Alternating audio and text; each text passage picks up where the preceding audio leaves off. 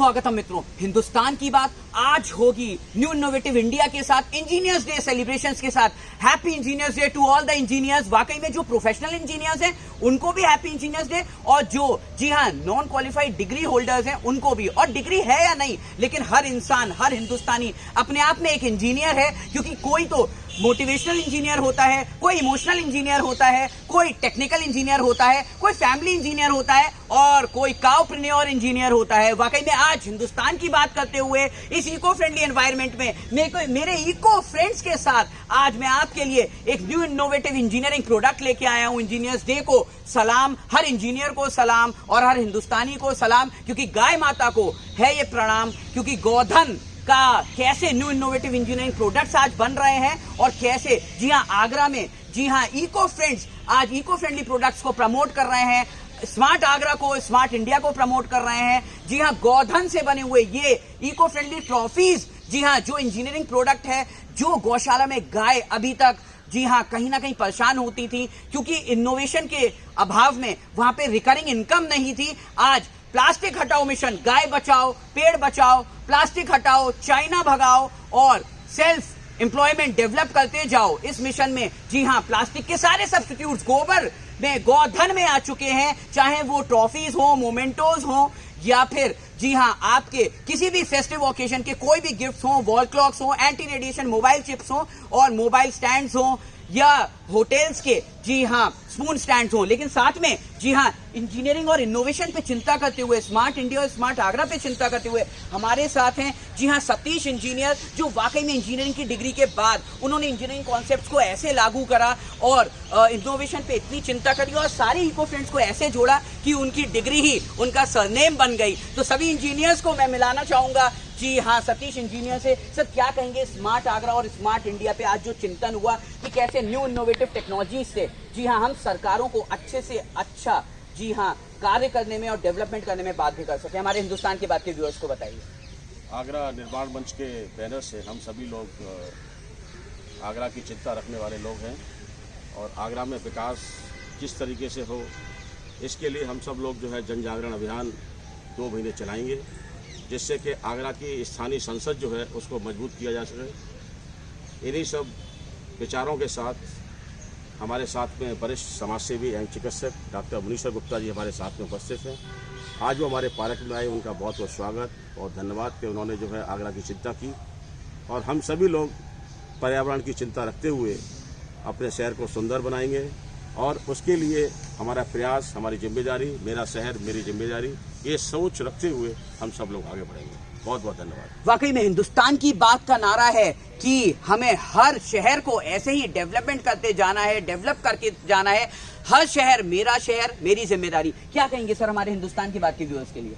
मैं बस इतना ही कहना चाहूँगा, जो बात है कि अपने शहर की जिम्मेदारी, जैसा कि आपने भी कहा कि हम स्वयं लें, और जिन बातों में हमारा शहर पिछड़ गया है, बहुत अधिक राजनीतिक समर्थन मिलने के बावजूद भी जो आगरा की पुरानी मांगे हैं, आगरा का बैराज हो, आगरा का एयरपोर्ट हो, आगरा का हाई कोर्ट की बेंच हो, और जो पूरे देश में 100 बड़े बड़े संस्थान पिछले 20 वर्ष में बने, आगरा में कोई भी उनमें से नहीं बना। ऑल इंडिया इंस्टीट्यूट नहीं बना, IIM नहीं बना, IITs नहीं, IIT में कोई भी नहीं बना, NIT नहीं बना, कोई नेशनल लॉ यूनिवर्सिटी आगरा में आ जाए।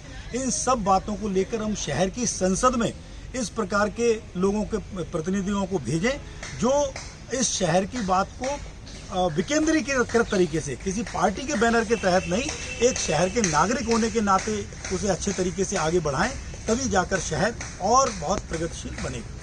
वाकई में प्रगतिशील शहर बनाना है, और वाकई में हमें ओल्ड इज गोल्ड वाला एक्सपीरियंस भी लेते जाना है। जी हाँ हमारे साथ कुछ रिटायर्ड पर्सनल हैं। सर अपना एक बार इंट्रोडक्शन दीजिए, और कैसे देश और समाज के लिए आप अपने एक्सपीरियंस को यूथ और नई जनरेशन तक ट्रांसफर कर सकते हैं और सरकारों को बाध्य कर सकते हैं।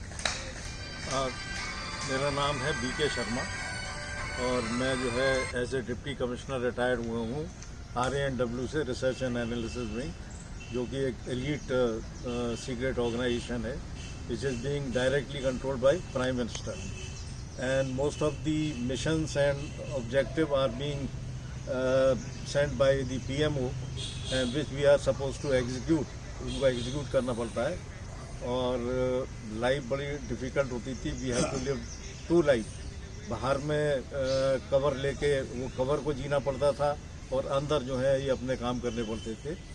तो ये तो मेरे उसका हो गया। जैसा कि डॉक्टर साहब ने कहा कि हमारे शहर की सबसे बड़ी दिक्कत ये है कि कितने ही सालों से हम देख रहे हैं कि 9 की 9 सीटें जो हैं वो एक पर्टिकुलर पार्टी जो है वो जीतती चली आ रही है, लेकिन जब शहर की बात आती है उसमें से कुछ तो मिनिस्टर भी बन चुके हैं, कुछ सेंट्रल के मिनिस्टर हैं, कुछ स्टेट के मिनिस्टर हैं, लेकिन शहर की जब बात आती है तो उनका मेरा एनालिसिस ऐसा है कि उनको ऊपर की जो वो है हाई कमांड, उसको कहने में उनको ये डर लगता है कि हाई कमांड ने तो अपनी तरफ से कुछ किया नहीं है। यहाँ मोदी जी भी वादा कर गए इंटरनेशनल एयरपोर्ट का और कई चीज़ों का, जैसे डॉक्टर साहब ने बताया कि बराज के कई बार जो है उद्घाटन मतलब वो शिलान्यास हो चुके हैं, लेकिन बराज के ऊपर कुछ नहीं। फाइनली आके बात रुक गई है रबड़ चेक डैम की।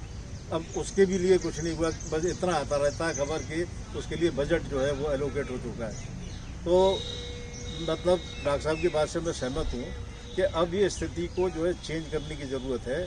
हम कई बार तो क्या होता है कि हम सोचते हैं अरे हमारा मित्र है, जैसे कि मैं मतलब let this be in our group only, मैं दिल्ली गेट में बाबू गुलाब राय मार्ग का रहने वाला हूँ और वहाँ पर जो है बाबू गुलाब राय जी के जो ग्रेट ग्रैंडसन हैं वो इस समय वहाँ के पार्षद हैं।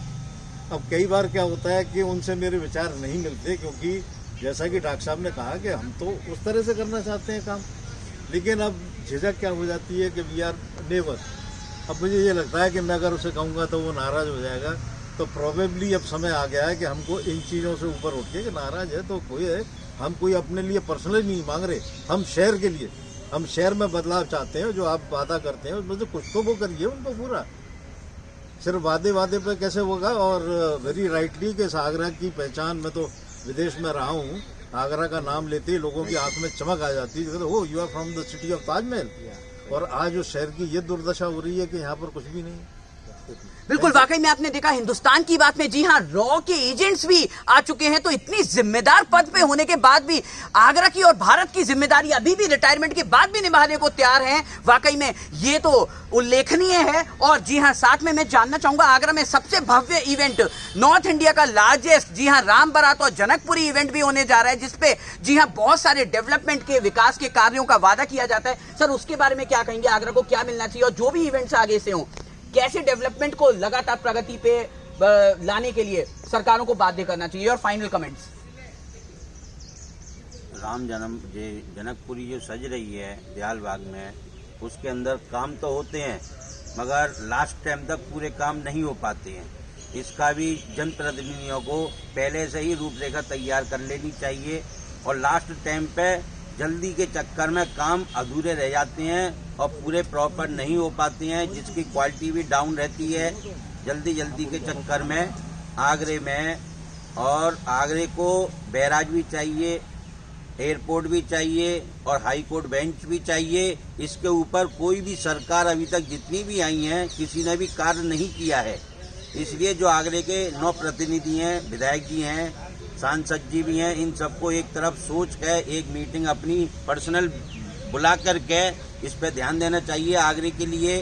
क्योंकि आगरे में ताजमहल है, उसका भी कोई वो नहीं है। सारा विदेशी पर्यटक आता है, पर्यटन इंडस्ट्री से भी आगरा लो में जा रहा है।